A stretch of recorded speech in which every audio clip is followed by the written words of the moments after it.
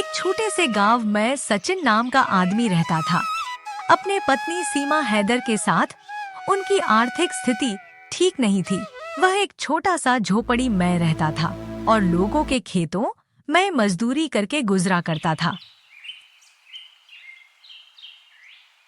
एक दिन सुबह के समय सीमा घर में खाली चूल्हे पर बैठी थी। पास ही सचिन अपने पुराने कपड़े पहना हुआ था। सचिन, थोड़ा जल्दी जाओ हरिया काका, खेत पर देर हो गई तो वो आज भी गुस्सा हो जाएंगे। हाँ सीमा, जनता हूँ पर रात के गर्मी के कारण नींद ही नहीं आई। इस वजह से पूरा शरीर टूट रहा है। सचिन, रोज के मजदूरी से कुछ नहीं बचता है। हम लोग भूखे ही मर जाएंगे। तो मैं सोच रही हूँ कि पीछे वाली जमीन पर सब्जी बो दूं। बिल्कुल, ये अच्छी बात है। चलो, अब मैं चलता हूँ। सुनो, अगर समय मिला तो थोड़ी सब्जी और मिर्च लेकर आऊंगा। हाँ, लेकर आना। सचिन अपना कुदाल उठा के खेत की ओर चल देता है। सचिन खेत मैं पसीना बहाकर मेहनत करता था, तभी पास में हरिया काका आते हैं। सचिन, थोड़ा जल्दी जल्दी काम करो। दोपहर से पहले पट्टी तैयार होना चाहिए।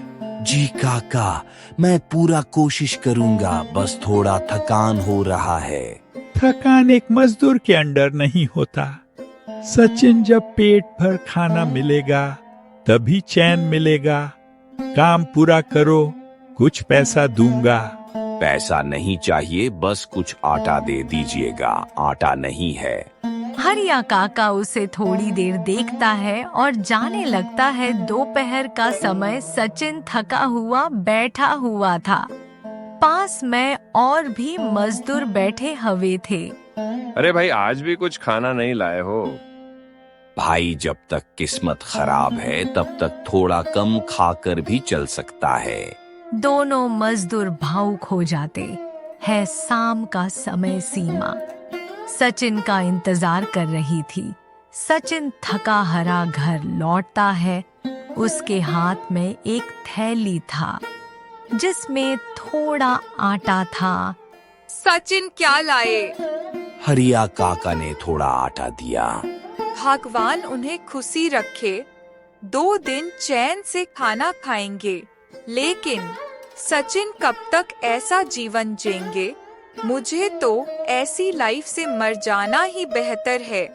सुबह का समय सचिन पुराना झोला लेकर वो अलग अलग जगह पर जाके काम मांगता है। महेश भैया, अगर कोई छोटा मोटा काम हो तो मैं कर सकता हूँ। सचिन, अभी तो दुकान में लड़का रखा है, अभी ज्यादा भीड़ भी नहीं है। जब काम होगा तो मैं तुम्हें बोलूंगा। सचिन थोड़ा उदास होकर आगे बढ़ता है। सचिन एक और दुकान पर पूछता है, लेकिन उसे वहाँ पर भी काम नहीं मिलता है। सचिन के आंखों में निराशा झलक रही थी। रामू थका हरा घर लौट रहा था। उसी समय मुखिया सामने से आते हैं। वे सचिन को अच्छा से जानते थे। अरे सचिन बेटा, क्या बात है, बड़ा परेशान दिख रहा। नमस्ते मुखिया जी, बस काम के तलाश में निकला था, लेकिन कहीं कोई काम नहीं मिला। तू मेहनती लड़का है सचिन। मैं जानता हूँ कि तुम कड़ी मेहनत करते हो। मेहनती आदमी कभी बेरोजगार नहीं रह सकता है। मैं तुमको दूंगा। कल से आ जाना मेरे गोदाम। मैं बस मेहनत ईमानदारी से करना, आगे का रास्ता खुद बन जाएगा। रात का समय सचिन घर लौटता है। सीमा चूल्हे के पास बैठी हुई थी। आज कुछ बात बनी क्या सचिन? हाँ सीमा, आज मुखिया जी से मिले। वो अपने गोदाम में काम दिए, बोले कल से आओ। भगवान का लाख लाख शुक्रिया। अब हम भी चैन से जिएंगे। हाँ, अब हम लोग भी अच्छा से रहेंगे। दोनों खाना खा के सो जाते हैं। अगले सुबह सचिन समय से पहले ही मुखिया जी के गोदाम पहुंच जाता है। कुछ मजदूर गेहूं के बोरा उठा रहे थे। मुखिया जी सचिन को बुलाते हैं और कहते हैं कि सचिन, तुम ये सारी बोरियां यहाँ से उठा के वहाँ रख दो। इसके बाद सचिन तुरंत काम में लग जाता है।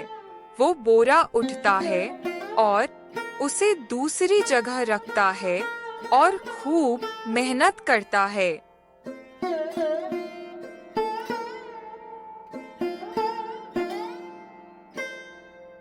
शाम को सचिन थका हुआ घर लौटता है।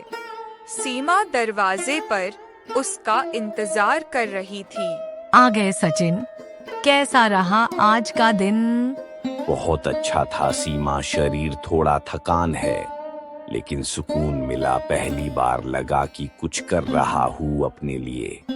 भगवान का लाख लाख शुक्र देखो, आज मैं बाजरे का रोटी और प्याज का चटनी बनाई हूँ। वो दोनों खाना खाकर फिर से सो जाता है। सचिन पहली बार उस दिन खुश था। अगले दिन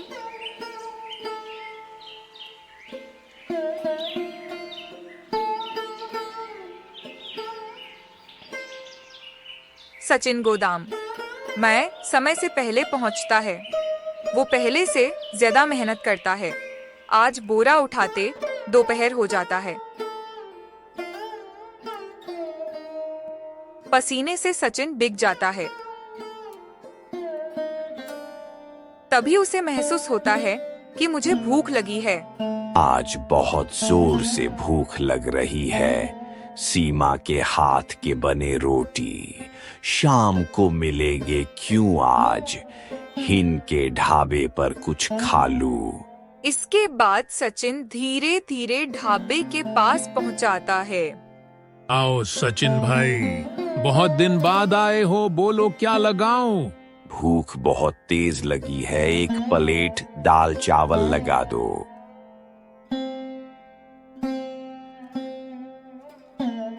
कितना अच्छा लगता है जब मेहनत के कमाई का खाना मिलता है।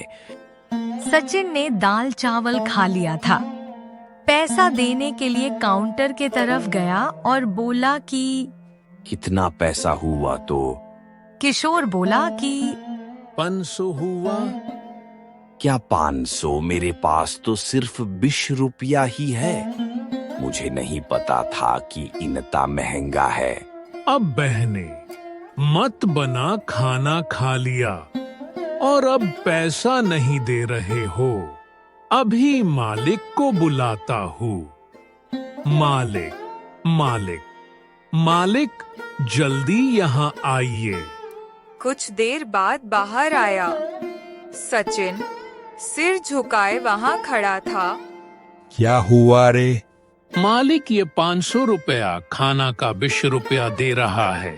क्या रे, तुम वही हो ना जो मुखिया जी के गोदाम में काम करता हो? हाँ भाई, अब भूख बहुत लगी थी। सोचा कि दोपहर में कुछ खा लूं। मुझे सच में कुछ नहीं पता था। तो पहले कुछ पूछ क्यों नहीं लिए? क्या समझ रखा है मुफ्त में खिला देंगे? कुछ नहीं सोचा भैया, बस गलती हो गई। गलती वो भी 500 रुपया की? अरे भिखारी जैसे कपड़े पहनकर ढाबे मैं आ जाते हैं तेरे जैसे लोगों के बारे में ही मेरा ढाबे का नाम खराब होता है। सचिन थोड़ा डर जाता है लेकिन विनम्रता के साथ कहता है, भैया अपमान मत कीजिए। मैं मजदूरी करता, हम मेहनत करता हूँ। थोड़ी सी गलती हो गई। क्या अब तुम्हारे जैसा ग्राहक यही आएगा या अब निकल यहाँ से? ढाबे का मालिक उसे तने मार रहा था। तभी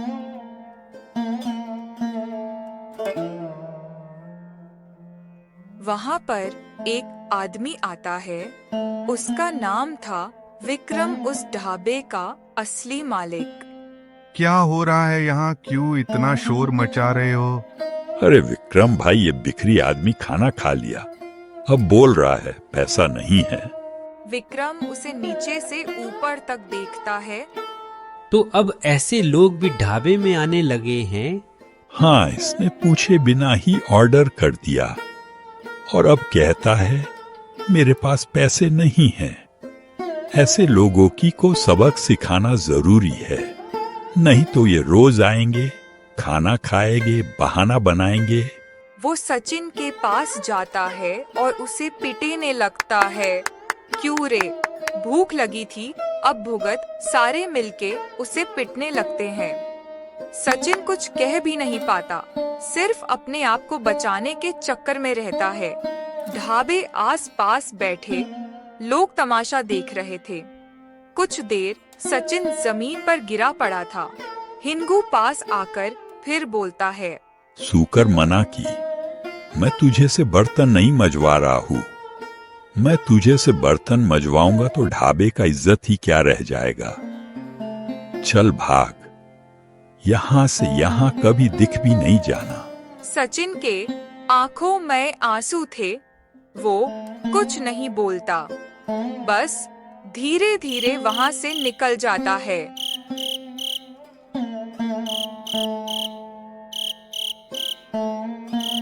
संध्या का समय सचिन रोता हुआ घर आता है। सीमा दरवाजे पर खड़ी थी।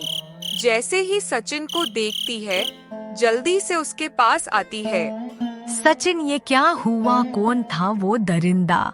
सीमा वो हिंगू का दोस्त विक्रम सिर्फ इसीलिए मारा।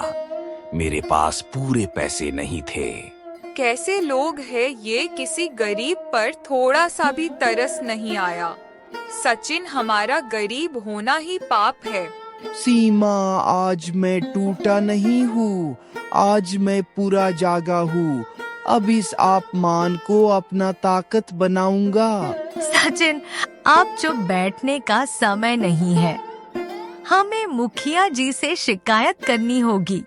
ये जो हुआ है वो हमारे साथ नहीं, किसी भी गरीब के साथ हो सकता है। सीमा, मुखिया जी जो बड़े आदमी हैं, क्या वो हमारी बात सुनेंगे? अगर नहीं सुनी तो हम लोग आवाज उठाएंगे, पर कोशिश तो करनी ही होगी। अगली सुबह मुखिया जी अपनी चौपाल पर बैठे हुए थे। उनके पास गांव के कुछ लोग बैठे हुए थे। सचिन और सीमा वहां पर पहुंचते हैं। मुखिया जी, सचिन के साथ हीनू और उसके दोस्तों ने किया वो गलत था। एक प्लेट दाल चावल के 500 रुपया और उसे पिटना, क्या यही न्याय है? अरे सीमा बहू, मैं मानता हूँ कि सचिन को मारा गया, पर हिन का ढाबा तो है ना, वहाँ अच्छा खाना मिलता है। अगर चीज अच्छी हो तो पैसा भी बहुत लगेंगे। मैंने कभी मुफ्त में खाना नहीं मांगा। मुखिया जी जितना था उतना देने गया था, पर बदले में मार और गलियां मिली। और आप भी हीनू का तरफ बोल रहे हैं। क्या गरीब की कोई इज्जत नहीं होती? मुखिया जी, मुखिया जी, मुखिया थोड़ी देर चुप रहता है, फिर बात को मोड़ने की कोशिश करता है। ऐसी बात नहीं है सीमा, मैं हीनू को अच्छा तरीका से जानता हूँ, लेकिन मैं ये नहीं कहता वो सही किया। तो फिर गलत को गलत क्यों नहीं कहते? ठीक है, मैं इस विषय मैं उसे बात करूंगा, देखता हूँ क्या किया जा सकता है। एक बात जान लीजिए मुखिया जी, अगर हमें न्याय नहीं मिला तो हम लोग गांव में आवाज उठाएंगे। मुखिया जी चुप हो जाते हैं। सीमा और सचिन वहां घर चले जाते हैं। दोपहर का समय, सचिन और सीमा अपने घर में बैठे हुए थे। सचिन के आंखों में गुस्सा साफ झलक रही थी। देखो, सचिन जब अपना मुखिया ही अपना नहीं सुनता तो गांव के लोग कैसे होंगे? इतना मुश्किल से भी काम मिला, हराम जादू लोग मार के ऐसा हाल कर दिया। सीमा हीनू बहुत ज्यादा पैसा वाला है, उस पर कोई नहीं उंगली उठा सकता। मुखिया भी उसका चापलूसी करता है, लेकिन अब बहुत हो गया। अब न्याय मैं खुद करूंगा। तो फिर क्या करेंगे? हम इस तरह तो न्याय मिलेगा नहीं, अपने अपमान का बदला लेकर रहूंगा। सचिन तेजी से बाहर निकल जाता। उधर मुखिया धीरे धीरे चलते हीनू के पास पहुँचे। आइए मुखिया जी, बोलिए, कैसे हो आना? बोलिए, क्या लगा दूं आपके लिए? पहले मुझे तुझसे कुछ बात करनी है। सुना है कल तुम सचिन को पिटा, तो क्या करता मुखिया? वो भीख मांगा जैसे मेरे ढाबे पर बैठा था, उसने खाने तक के पैसे नहीं दिए। अब बताओ ऐसे आदमी को कौन झेले? हिन काम तो तेरा अच्छा चलता है, लेकिन लोगों को मार के ये कैसा समझदारी है? इस तरह रहेगा तो तुम पर एक दिन बड़ी मुसीबत आएगी। हर किसी की इज्जत होती है, चाहे वो गरीब हो या अमीर। अगली बार ऐसी शिकायत आई, तुम्हारे खिलाफ पंचायत में शिकायत होगी। ये बोलकर मुखिया वहाँ से चल जाता है। रात हो गई थी। सचिन जंगल में एक पेड़ के नीचे बैठ कर सोच रहा था। अब और सहन नहीं होता, अब तो मैं मर जाऊंगा, ये जुल्म खत्म कर दूंगा। घर पर सीमा दरवाजे पर खड़े थी, इंतजार कर रही थी सचिन की। सचिन अभी तक नहीं आए, ना जाने कहाँ है। अभी तक से ना कुछ बताया ना कुछ कहा। उधर जंगल में सचिन जंगल में एक पेड़ के नीचे बैठा था। उसका चेहरा दुखी से भरा था। हिन, तुम्हारा ये अपमान भूल नहीं पाऊंगा। एक दिन मैं भी कुछ बनूंगा। तभी उसके आगे कुछ चमकता है और वहाँ पर एक बाबा प्रकट होते हैं। बेटा रात, मैं जंगल, मैं यहाँ अकेले क्यों बैठा हुआ है? और तेरा चेहरे पे उदासी और क्रोध क्यों है? सचिन बुलाता है। कुछ नहीं बाबा, लाइफ ने मेरी खेल बना दी, लेकिन पिठ के एज से ज्यादा दिल में आग जल रही है। बेटा, तू अपना दुख बांट सकता है, बोल क्या हुआ? वो पूरा किस्सा बाबा को बताता है। गरीब के वजह से बेइज्जती और ढाबा पर पिटाई और सीमा की चिंता। बेटा, ये दुनिया बाहरी दिखावा करने वाले को बांधवा देती है, लेकिन ईमानदार और मेहनत करने वाले कभी नहीं हारते हैं। तभी बाबा अपनी पोटली खोलकर उसमें से एक थाली में स्वादिष्ट भोजन निकाले। लो बेटा, खाना खा लो, तुम्हें भूख लगी होगी। नहीं, मैं नहीं खा सकता, मेरा पास देने के लिए कुछ नहीं है। मैं पैसा नहीं कही आप भी। अरे बेटा, ये तो सेवा है, सौदा नहीं इंसानियत में। कुछ देने के लिए दिल बड़ा होना चाहिए, पैसा नहीं। बाबा का यह व्यवहार अच्छा लगा, धन्य है बाबा आप। ये कहकर सचिन खाना खाने लगता है। कुछ देर में सचिन खाना खाने लगता है। अब उसके चेहरे पर संतोष था। अब तू मुझे ये बता, तुम्हारे मन में क्या इच्छा है? तू क्या चाहता है जीवन में बाबा? बस मेरी यही तमन्ना है कि मैं एक ऐसा ढाबा खोलूं जहां से कोई गरीब आदमी ना लौटे, जिसके पास पैसा भी ना हो, वो भी खाना खा सके। क्योंकि एमी जनता हूँ, भूख के कारण हाल क्या होता है, और मैं नहीं चाहता किसी और के साथ ऐसा हो। सचिन, तेरा नियत साफ है। आज के जमाने कम ही दिल वाले हैं। तेरी इसी विचार और ईमानदार से प्रसन्न हुआ, इसलिए तुझे मैं एक वरदान देता हूँ। बाबा एक चांदी का चमकती हुई थाली निकलते हैं और कहते हैं, ये लो, ये एक जादुई बर्तन है। जो भी खाने का इच्छा तुम करोगे वे हासिल हो जाएगा। मगर एक बात याद रखना, इस बर्तन से सिर्फ जरूरत की ही चीज मांगना। लालच में आकर अगर अनुचित चीज मांगोगे तो ये बर्तन कुछ नहीं देगा और हो सकता है ये अपना शक्ति ही खो सकता है। मैं वचन देता हूँ बाबा, मैं अपना जरूरत अनुसार हयाई इसका उपयोग करूंगा। ये मेरे लिए भगवान का आशीर्वाद का रूप है। मैं इसे गरीबों की सेवा में लगाऊं। सचिन, तुम्हारा रास्ता अब खुल चुका है। ईमानदारी के रास्ते पर चलना, सफलता तुम्हारी कदम चूमेगी। सचिन उस बर्तन को लेकर घर की ओर चल देता है। सीमा अभी भी रामू का लौटने का इंतजार कर रही थी। तभी सचिन हाथ में बर्तन लेकर आता है। कहाँ थे तुम और ये बर्तन कैसा है? सीमा, तुम पहले घर के अंदर चलो, मैं सब कुछ बताता हूँ। वो दोनों घर के अंदर जाते हैं। सीमा, आज जंगल में बाबा मिले और उन्होंने खाना खिलाया और मेरे बातों से प्रसन्न होकर ये जादुई बर्तन दिए। जादुई बर्तन, हाँ, इससे जो भी खाने का इच्छा करोगे वो आ जाएगा।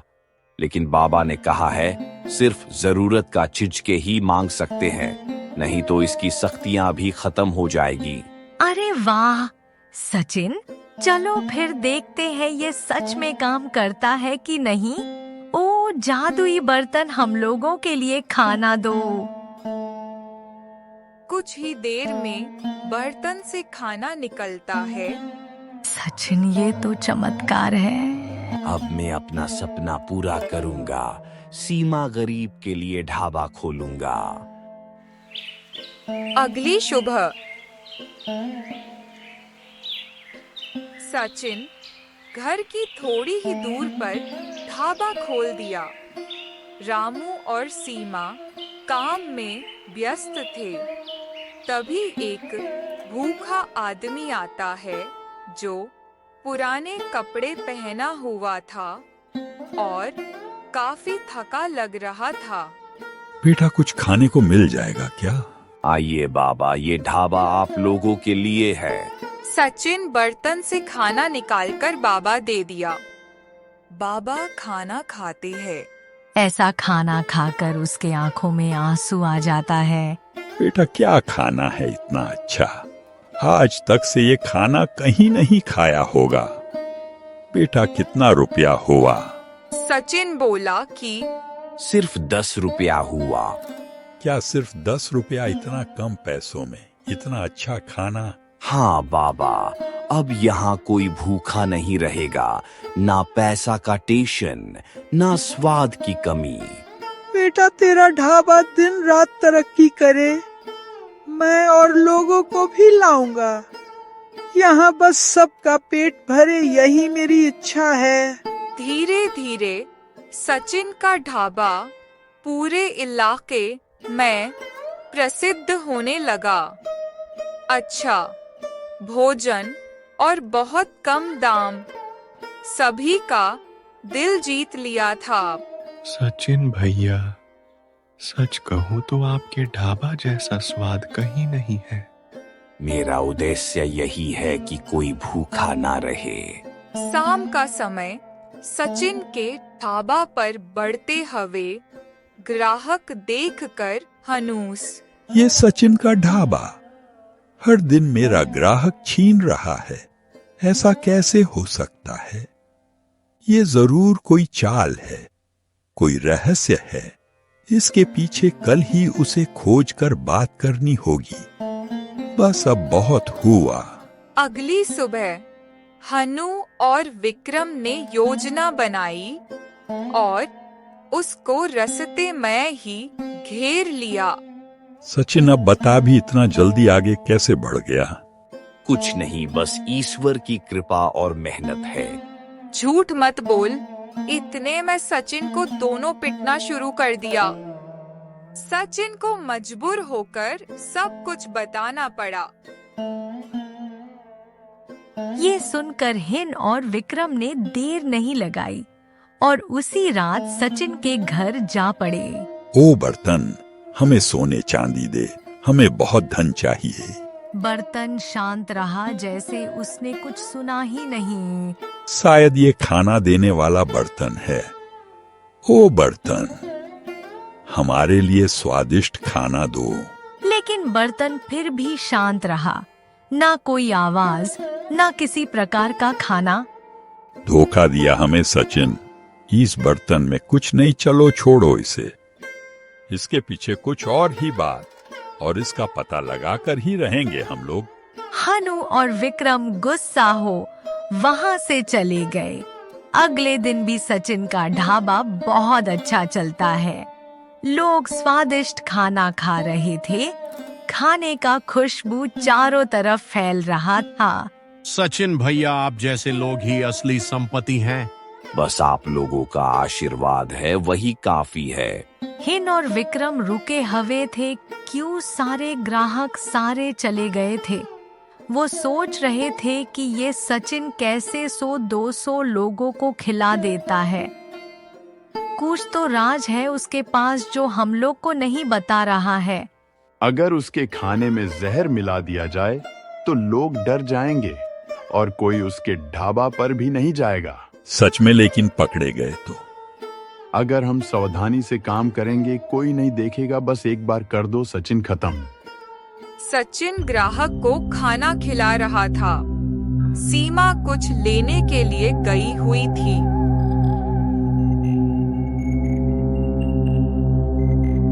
लो भाई, गरम गरम दाल और चावल, और बताओ कोई कमी हो तो।